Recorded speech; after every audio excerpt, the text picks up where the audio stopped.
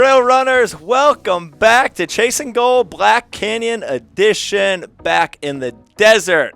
Woo! We are chatting with the front runners coming to the Black Canyon 100K, trying to get one of those two coveted golden tickets to the Western States Endurance Run.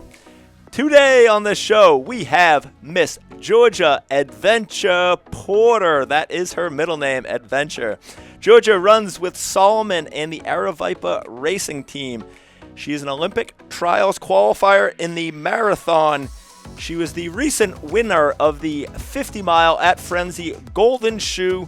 She was the outright winner at the Run Rabbit Run 50-miler. She's got wins at Tusher's, at Crown King, and last year she came to the Black Canyon course and raced for second in the Black Canyon 60K. Georgia, welcome to the show.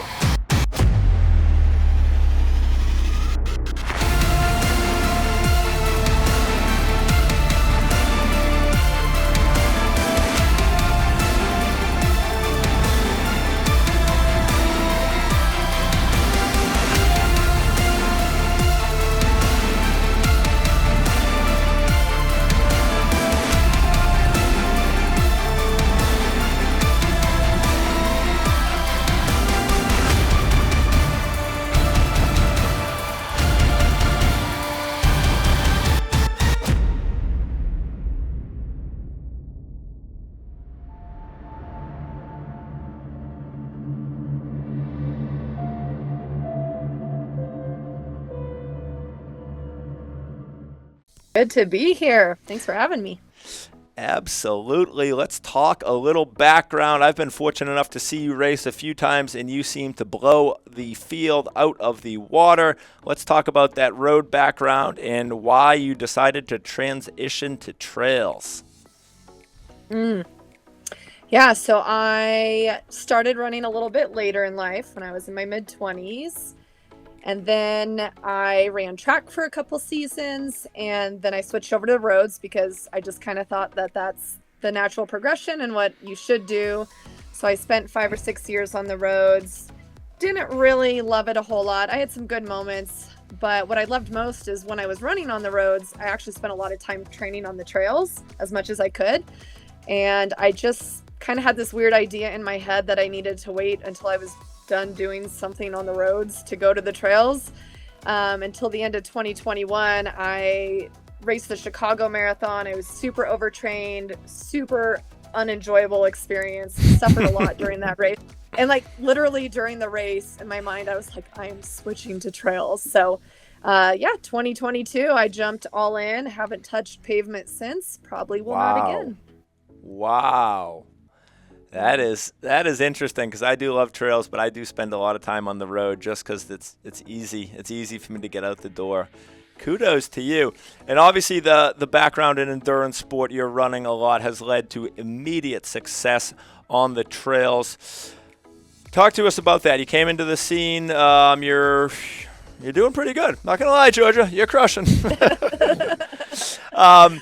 But obviously you're showing up so fit.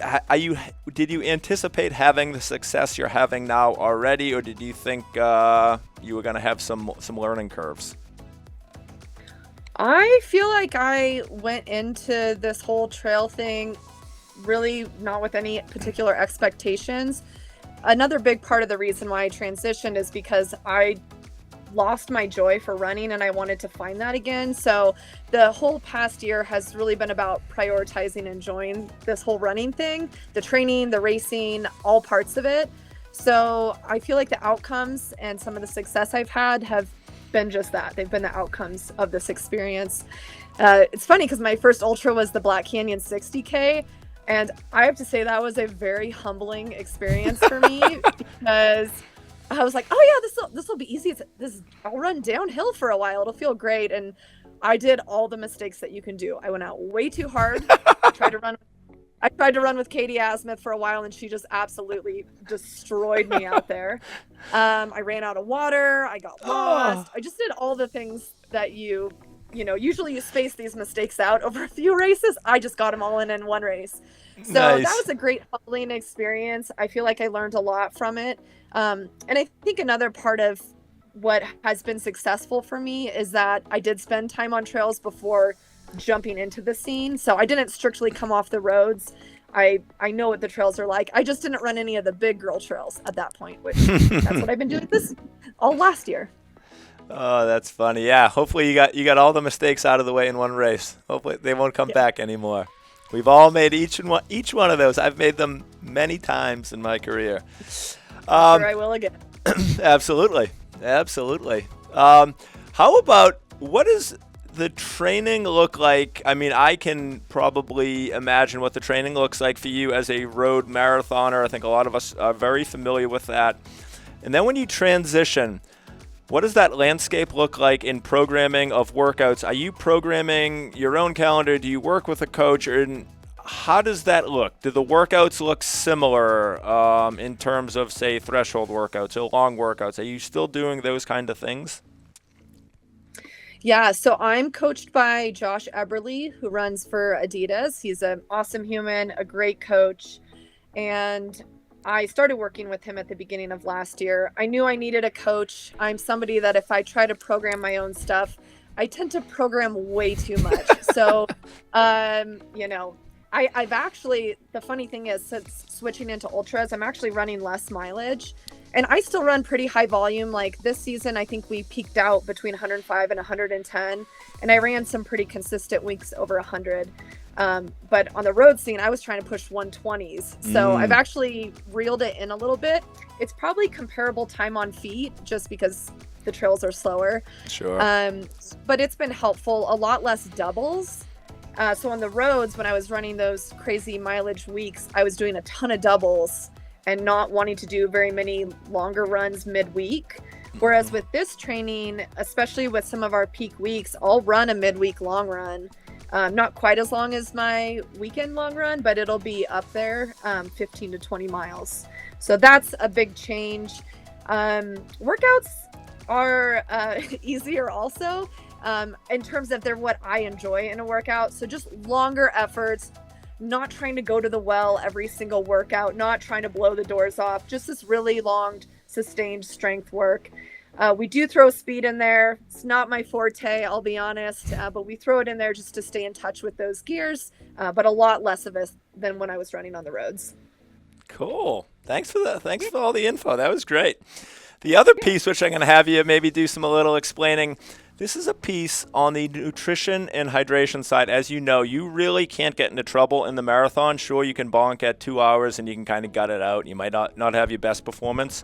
And obviously, I personally feel like I've seen a lot of elite road marathoners struggle because they do not understand the relationship between hydration, fueling, and these extreme distances. But you're racing well. Obviously, you've gotten this pretty sorted. What does that look like for you on race day? Like, how are you getting in all those fluids? How are you getting in all those calories? What does that look like? Yeah, that's a good point because I feel like it's part an endurance race and then part an eating competition. And I'm fortunate that my stomach tolerates nutrition really, really well. I've never had issues with like nausea or throwing up or anything yet. Hopefully it doesn't happen. And one of my biggest mentors in this area, Lindsay McDonald, I'll give my girl a shout out. Lindsay, I started running with her and I instantly realized I was not consuming enough on runs. That girl will put down 400 calories an hour, no problem. And so I realized that benchmark of what I used to have, like during a marathon would be maybe 200, maybe 300, but probably closer to 2, needed to be a lot higher. So I have a formula that works for me. Try to get close above 300 always per hour. So far liquid nutrition, just because I haven't been doing anything crazy long. I think once I transition to the 100 mile, probably solid food will be important. But right now I take Scratch, which I know you use also. I do. And my electrolytes. And then I use Spring Energy. So they're nice. They're 180 calories a pop for the awesome sauce. So I'm usually taking those every 30 to 40 minutes. And then I go for that Coke at aid stations the second half of the race. Sometimes I'm just getting aid station to aid station, just like waiting to get a huge thing of Coke. So that's how I get those other calories in too, Wow. especially towards the end of Georgia, you and I have the exact same fueling strategy. I don't drink any water. It's all scratch. The second half of the race, I am hitting Coke at every aid station, and I am taking Spring Energy Awesome Sauce every 30 to 40 minutes. People, we got a blueprint for you right here. This is it. So you're saying if I wear a white button down, I'm basically you.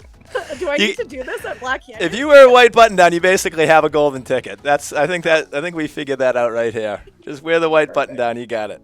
Yeah. I do have some water. I usually do scratch and water, but my scratch is really concentrated, and the water, I'm just typically taking it with the gel to help it go down. Sure. And then race day. Let's talk a little bit about race day. What is your mentality going to be? I don't know. I don't want you to spill all your secrets here, but I know I have a strategy when I go to race day that I've thought through. This is how I need to execute. I know a lot of athletes maybe don't do this. They show up and see what happens. I know everyone's different. What works for one doesn't work for someone else. So are you an athlete? Are you thinking about what do I consciously need to do at different sections of the race? Or are you showing up being like, we're going to see what happens and I'm going to figure it out? Yeah, it's probably a blend of both. I'm really particular with when I set goals and strategies for a race, because I found what really doesn't serve me is to think about placing or paces. I don't make any placing goals or time-based goals. I've just found that does not help me run well. Mm-hmm. So I really am thinking in terms of effort, and I haven't run 100K before, so this is going to be a new experience for me. But what has worked well is I usually like to break the race up into chunks. And so for this race, it has felt very natural to break it up into basically roughly thirds. So the beginning to Bumblebee to Black Canyon, and then Black Canyon to the end. And so for me, I'm how I want those sections to feel. I know I want the first section to be flat. And I don't want to be going crazy the first 20 miles of the race. It doesn't mean I'm going to be complacent and be slush jogging it, but I do want to be well with the middle section of the race. I definitely want to bring some focus and be moving very efficiently. It's one of my favorite parts of the course, and so it's not the most flowy part of the race. If you remember, there's a lot of stuff that can kind of throw your flow off. So I want to stay really present and mindful of how I'm running and not to lose that efficiency.